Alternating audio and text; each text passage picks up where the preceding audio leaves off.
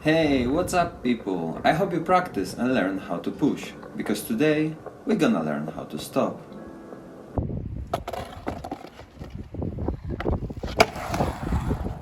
The first method to exit the board is simply jumping forward. Use your hands to help with the jump and look directly into the landing zone. Bend your knees while landing.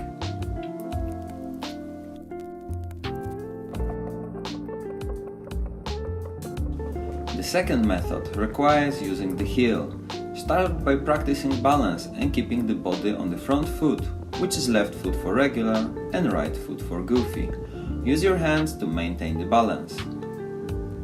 Now, bend your front knee and touch the ground with the heel of your back foot. Put some pressure on the heel, which will result in braking and stopping the board.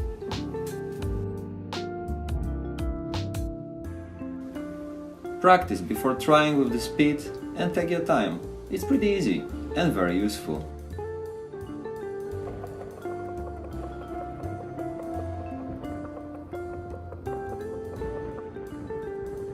Every time you go out skateboarding, you're improving and enjoying it. It is all about fun and chill. See you next time.